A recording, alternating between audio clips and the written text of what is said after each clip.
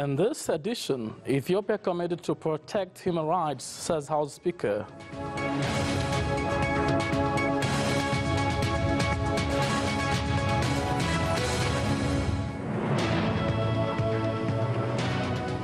The European Court of Justice has ruled the UK can cancel Brexit without permission of 27 other EU members.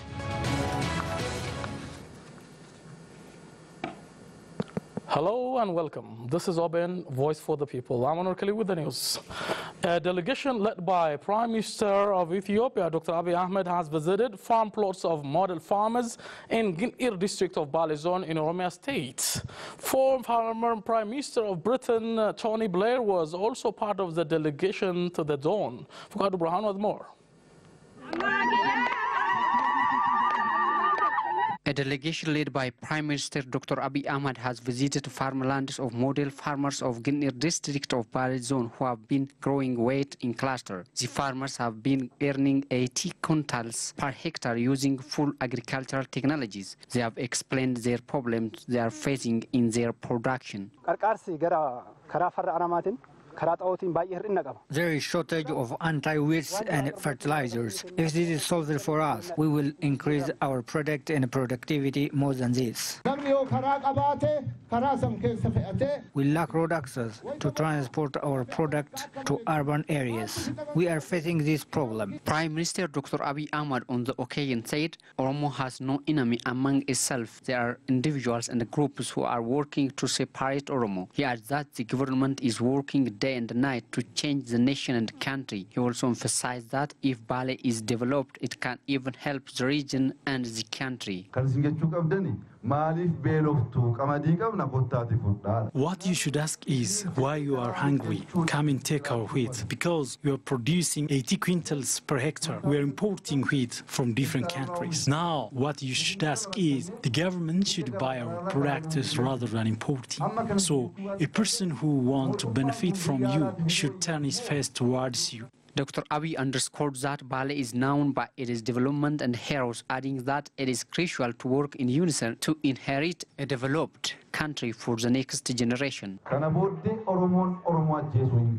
Hereafter, Oromo shouldn't kill Oromo. Our enemies have been used as for their own benefits. Now, it is time to be united and work together to create good conditions for our youth. So it is very important to use this time properly. Deputy Prime Minister Dammaqaa Mokonnin, for his part, noted that Bale is the land of a great Oromo heroes, adding that people of Bale Zone have been showing exemplary works on agriculture.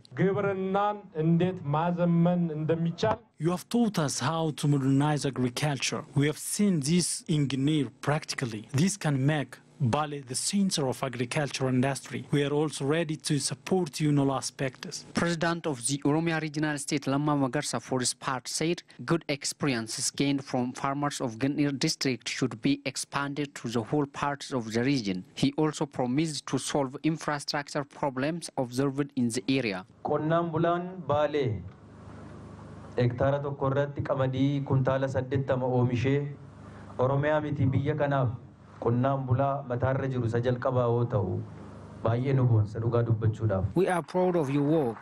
Producing 80 quintals per hectare is a great success. However, if you couldn't get access to the market, there is no change. So, infrastructure-related problems and market-related problem will be the first agenda of the Oromia Regional State. I hope it will be solved being with the federal government. Honorary guest of the day, the former Prime Minister of Britain, Tony Blair, underscored that Ethiopia is in hopeful change and they are ready to support the change. I am here because of your Prime Minister, and I will do everything I can to help him because I believe in him and I believe in you. I believe in the people of Bali, the people of Ethiopia.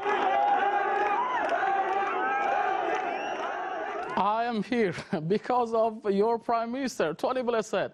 It means that this man of synergy, Prime Minister Dr. Abiy Ahmed, has the power of attracting people to the peace line and development. That's why we understood. By the way, Bale Zone is the land of General Wako Gutu, the first who fought against the tyranny of the Haile Selassie regime. And they fought against those dictators and brought the changes after the fall of the Derg as well.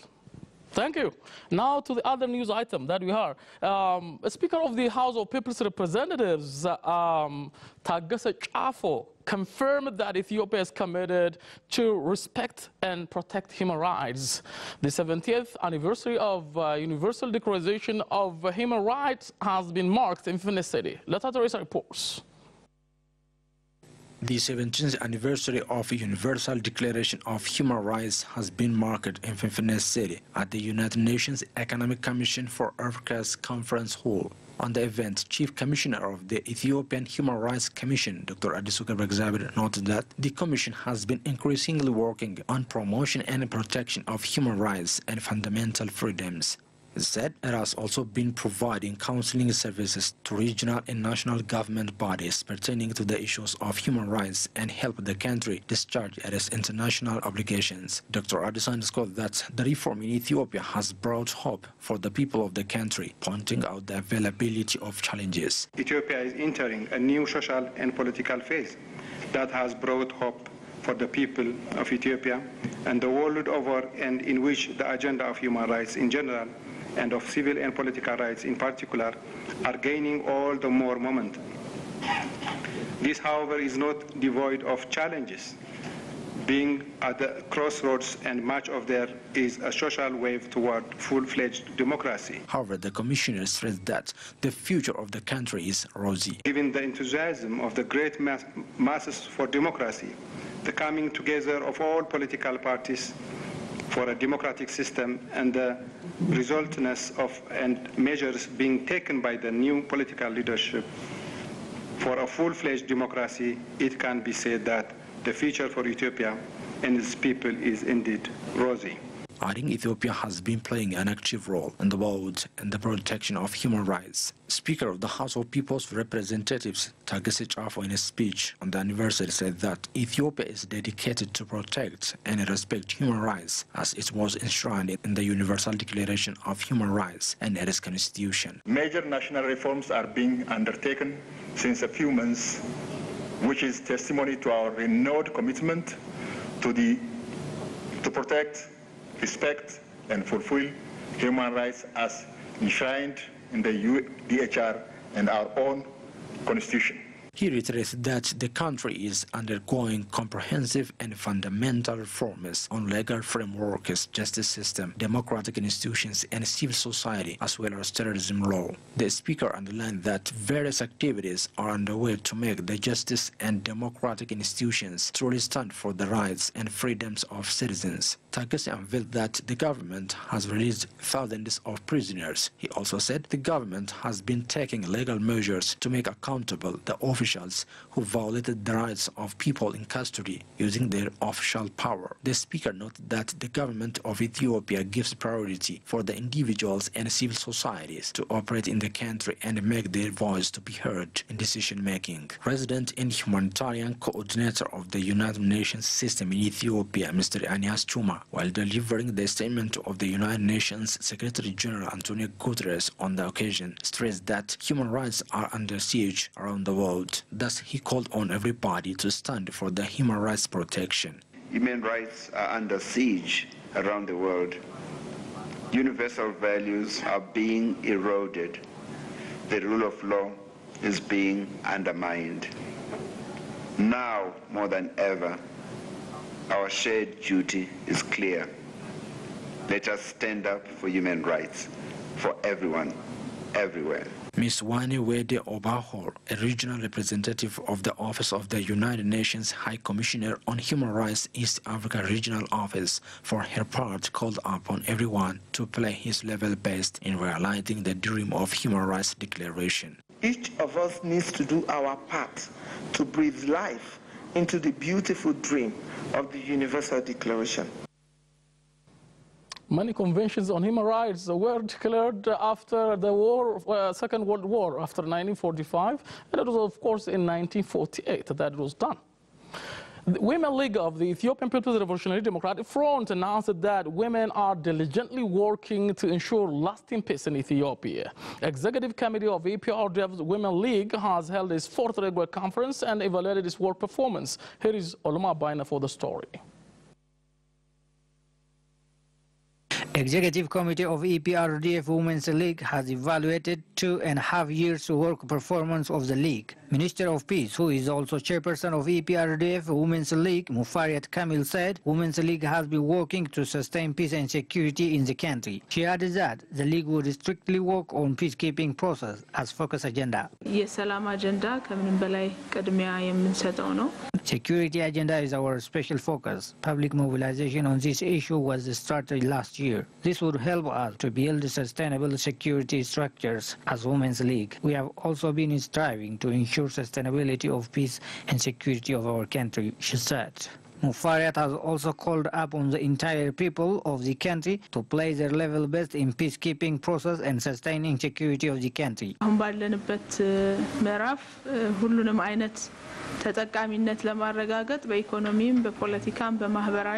To ensure our people's socio-economic and political benefits, we have to ensure peace and security of our country. To do so, we have to fight against situations that disturb our peace and security. Therefore, participation of everybody, especially women, is very important, she said. Head of EPRDF Women's League office, Saada Osman, also said increasing number of members of the league are some of the strengths of the league.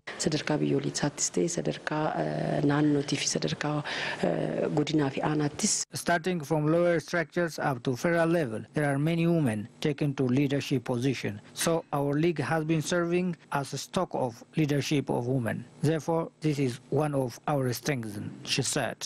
Saada underscored that they have been strongly working to sustain the changes and improvements registered in the league. She stressed that they have put directions to strengthen the performing effort of the league in the next 2 years. Minister of Urban Development and Construction, who is also a member of Central Committee of the Amhara Democratic Party ADP, Jantrar Abai, said his party works to address the Amhara people's questions through peaceful and democratic way. The Amhara Democratic Party ADP has marked its 38th founding anniversary in Finnish City. Olkaba Wandumu has more on that.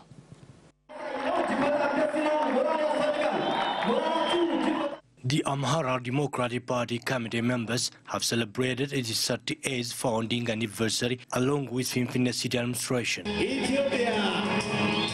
Amhara Democratic Party Central Committee member and Minister of Urban Development and Construction Jantrar Abai on the celebration said ADP has been struggling for the Amhara people's interest for the last 38 years, adding the party has been reforming its strategies and policies so as to respond to the questions of its people. The struggle is democratic. It is not an army struggle. All things can be handled by using a democratic struggle. Amhara Democratic Party has a stronger belief upon the democratic struggle. We believe in the struggle on this way. The party has strong commitment and responsibility to serve its people in the way they demand to be. He added the people should wake up and safeguard its environment so as to sustain the ever-started peace and stability of the country. የአማራ ክልል መንግስትም ህዝብም ነገሮችን በትዕግስትና በጥሞና ዲሞክራሲያዊ በሆነ መንገድ እንዲፈቱ ይፈልጋል። The Amhara people and its administration believe in peace and tolerance. We have to cultivate the culture of looking for things wisely. There is nothing that can be changed. Although there are groups who want to destabilize peace in the region, the people are responding to them as that it is not the right way. We can't handle anything except the peaceful struggle. The present ADP, Amhara Democratic Party, was the former Amhara Nationalist Democratic Movement. It was founded in Tigray area, Tahrarwa specific site, before 38 years, and now changed its name to ADP before 2 months or so. Residents of Fiche town and its environs said the awareness-raising advice they gained on proper use of medication is helping them better protect their health.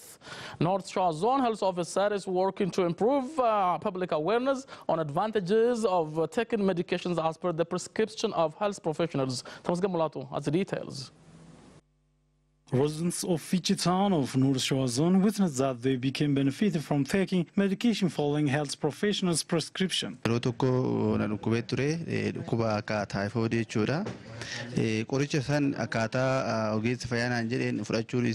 Some years ago, I was suffering from a disease called typhoid fever. I visited a physician and he prescribed medicine for me, but I didn't took the medicine as per order, and due to this reason, I couldn't heal from the disease. But after the health professionals taught us how to follow all steps and I properly used it, I could heal from the disease.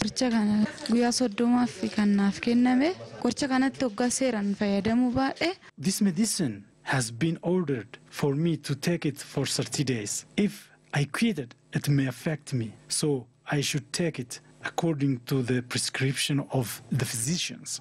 Tata Girma is a pharmacist at Fiche Hospital. He said that stopping medication has a serious impact on the patient.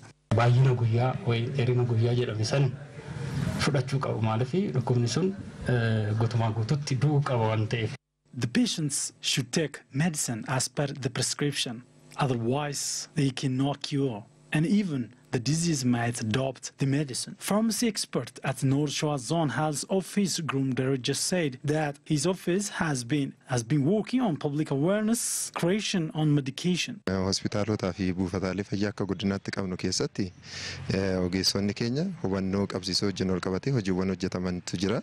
In all hospitals and health centers in the zone, our pharmacists have advised the community to follow proper medication, and there is encouraging results in this regard. For instance, in Fiche and Kuyu hospitals, there are better achievements. So we are working to expand this best experience to other health facilities in the zone. Now to the news from abroad.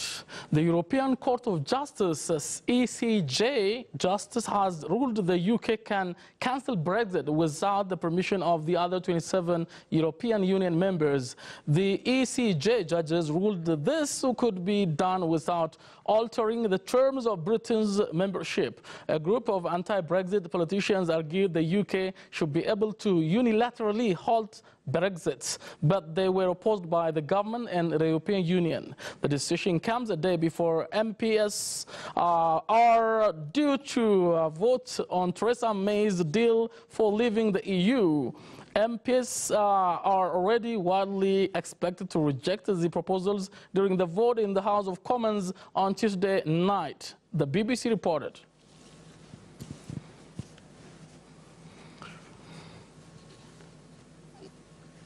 Theresa May is now suffering with this challenge of Brexit, leaving the EU. And we know what the result will be, we don't know, of course. Bye-bye.